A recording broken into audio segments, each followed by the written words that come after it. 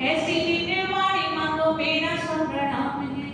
धीरे धीरे आवामान जो बनाती जो निर्माण, ऐसी लीने देवी की प्रिया को सब प्रणाम है। मान सम्मान करना सिखाती गुरुओं का, मान सम्मान करना सिखाती गुरुओं का, ऐसी लीने वाणी मांगो मेरा सब प्रणाम है। ओंकार रूप और सतीमती रूप है जो, ऐसी लीने देवी की प्रिया को सब प्रणाम है। ऐसी लीने देवी की प्रिया को सब प्रणाम है। बोले द्वार सांच वाणी माता की मंचा से नाचा हुमन एवं समस्त समस्त साधुवत के चरणों में मेरा कोटि से नमन वंदन। बोले आचार्य शंकर की बंधुओं, संसार का वैभव और मोक्ष का शाश्वत सुख, ये दोनों वस्तुएं एक ही साथ प्राप्त नहीं हो सकती। हो सकती है क्या कि संसार का वैभव में मिल जाए और शाश्वत सुख रूप जो मोक्ष है वह भी प्राप्त हो जाए? ऐसा हो सकता है क्या? ऐसा नहीं हो सकता। पहले फूल लगता है फिर फल आता है। ऐसा कभी नहीं होता कि पहले फल आ जाए और फिर फूल लगे। जब हम बीज बोते हैं तो क्या होता है? अंकुर फूटता है, पत्ते निकलते हैं, टहनियां आती हैं, फूल आता है और फूल के बाद में फल आता है। वह चरम अवस्था है। तो उसी प्रकार से जब ये जीव कोई पुरुषार्थ करता है तो उसके जो परिणाम है, उसके जो भाव है, वो प्रारंभ में सब प्रकार के नहीं होते कि वे जाकर के महाव्रतों को अंगार कर ले, साधना कर ले, कठिन तपस्या कर ले और मोक्ष की सिद्धि कर ले। ऐसा नहीं हो सकता। उसकी भावना प्रारंभ में कैसी होगी? कैसी होगी? उस बच्चे के समान होगी जैसे कोई बच्चा होता है, पहले घुटनों के बल चलना सीखता है, फिर खड़ा होने का पुरुषार्थ करता है। तो अभी हम कैसे हैं? हम भी अभी प्रारंभिक अवस्था में। हमारे लिए ये संभव नहीं है कि हम जाकर के तुरंत साधना करें, कठिन साधना करें और मोक्ष की सिद्धि कर लें। देखो, भगवान की आराधना जो होती है, देव शास्त्रों की जो उपासना होती है, वो तो क्या करती है? वह तो स्वर्ग के सुखों के पानी भी होती है और मोक्ष की सामग्री भी उपलब्ध कराती है, मोक्ष को भी उपलब्ध कराती है।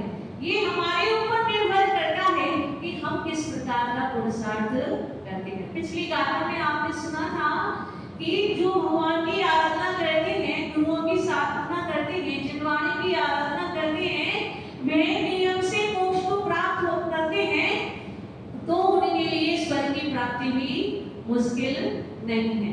हम जब दुकानदार के पास जाते हैं तो जिस प्रकार की हम वस्तु उससे मांगते हैं, वह दुकानदार हमको वैसी ही सामग्री हमको उपलब्ध कराता है। लेकिन यदि हमारी जेब में 15-20 रुपए हैं और हम उससे हीरो का हाथ मांगे तो मिल सकता है क्या? मिलेगा? नहीं मिलेगा। हमारे पास जितनी सामर्थ्य है उतना ही सामग्री, उतनी ही सुविधाएं हमको प्राप्त हो सकती है। हमने किया अब तक तो हम इस संसार में अनंत काल से परिभ्रमण कर रहे हैं और दृश्यों का आनंद ले रहे हैं। पांचों इंद्रियों के विषयों में हम आसक्त हैं। अभी तक हमने सिर्फ और सिर्फ यही कार्य किया है।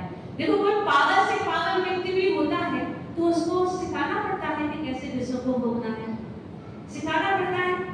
वह पंचेंद्रियों के विषयों को स्वभाव से ग्रहण कर लेता है। क्यों? क्योंकि अनादिकाल से यही प्रवृत्ति हमने की है। हमारे वही संस्कार है, वही हमने सीखा है, वही किया है, वही जाना है। इसीलिए क्या होता है कि हम, कोई हमें बताए या न बताए, हम इंद्रियों के विषयों को तुरंत ग्रहण कर लेते हैं। तो मुश्किल क्या है? साध्य क्या है? साध्य है वो शाश्वत सुख को प्राप्त करना जो इंद्रियों से प्राप्त नहीं होता है। वह किससे प्राप्त होता है? वह आत्मा से प्राप्त होता है। इंद्रियों से जो सुख प्राप्त होता है वह कैसा होता है? क्षणिक होता है और नष्ट हो जाया करता है। क्योंकि शरीर जब नष्ट होता है तो इंद्रियां भी नष्ट हो जाएगा। रहती है क्या इंद्रियां? और जब इंद्रियां नहीं है तो उससे जो सुख प्राप्त होता है उसका हम भोग सकते हैं? नहीं भोग सकते। तो इंद्रियों से जो प्राप्त सुख है वह कैसा है? क्षणभंगुर है, नाशवान है, शाश्वत रहने वाला नहीं है। भले ही हम देव पर्याय में चले जाएं और 10,000 सागर वर्ष से 33 सागर तक की आयु प्राप्त कर लें, लेकिन फिर भी क्या होगा? फिर भी हमें देव पर्याय को छोड़ना पड़ेगा, वह भी शाश्वत नहीं है।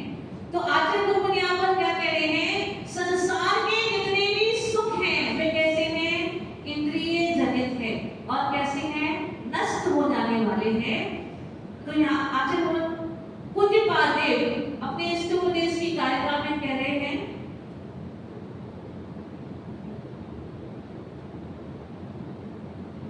एक गाथा उन्होंने कही है,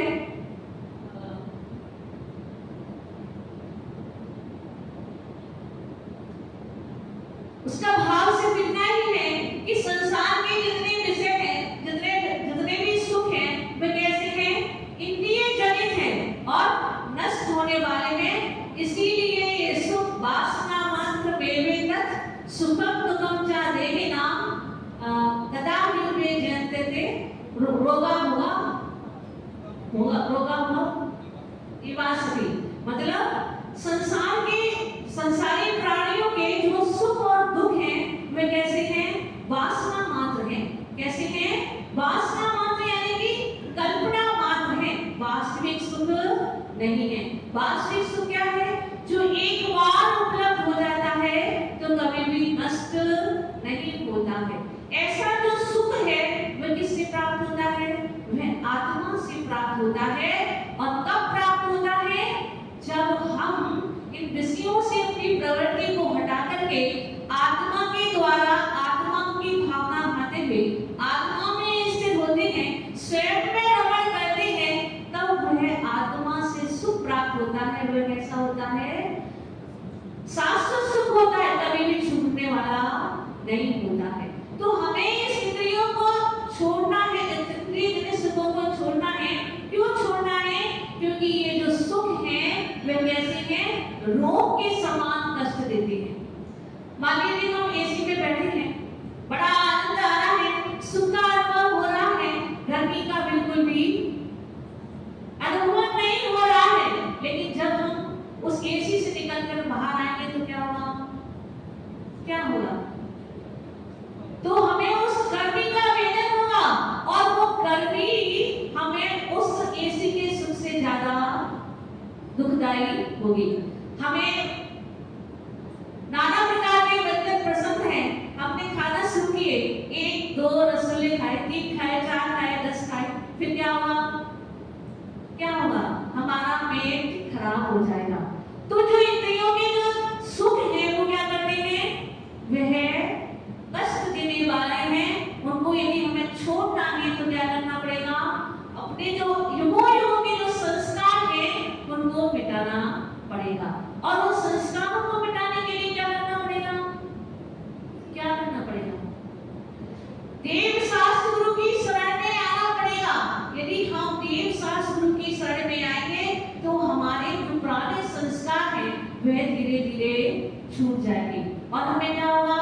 हम गुरुओं की देशना का चिंतन मनन करके उनकी वाणी का रसास्वादन करके अपने परिणामों की विशुद्धि को बढ़ाएंगे और उससे क्या होगा?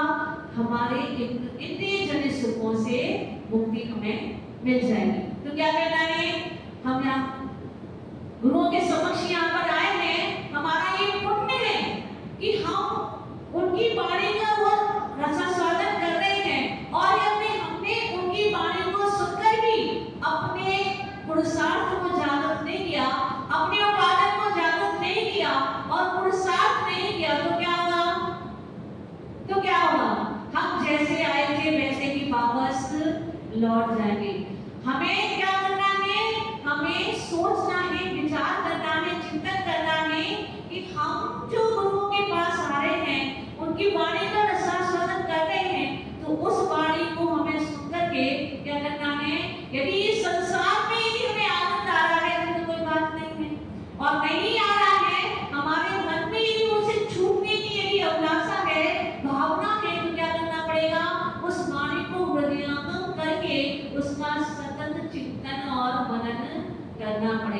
जब तक हम चिंतन मनन नहीं करेंगे, जब तक हम विचार नहीं करेंगे, तब तक हमारे भावों में परिवर्तन आने वाला नहीं है। वो होता है ना चिकना घड़ा, उसमें जितना भी पानी डालोगे तो क्या होगा?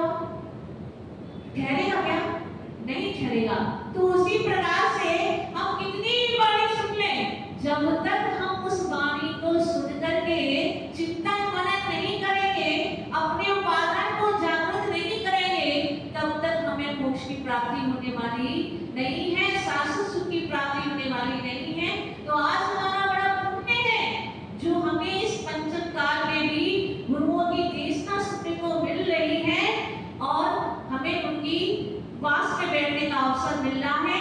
तो हम उनके पास में आकर के अपने आत्मा को जागृत करें, विचार करें कि हमें अब इस संसार के भोगों से छूटना है या नहीं छूटना है। क्योंकि नहीं छूट, यदि हम ये उपकरण नहीं करेंगे तो वो भोग छूटने वाले नहीं है। हमें सुख प्राप्त करना है तो अतीन्द्रिय सुख को छोड़ना, इंद्रिय सुख को हम छोड़ेंगे तभी हमें अतीन्द्रिय सुख प्राप्त होगा। आइए हम गुरुदेव की वाणी को सुनकर अपने आत्मतत्व को जागृत करें और चिंतन मनन करके अपना पुरुषार्थ जागृत करें। बोले परम पूज्य मन से सुंदर सागर जी गुरुदेव की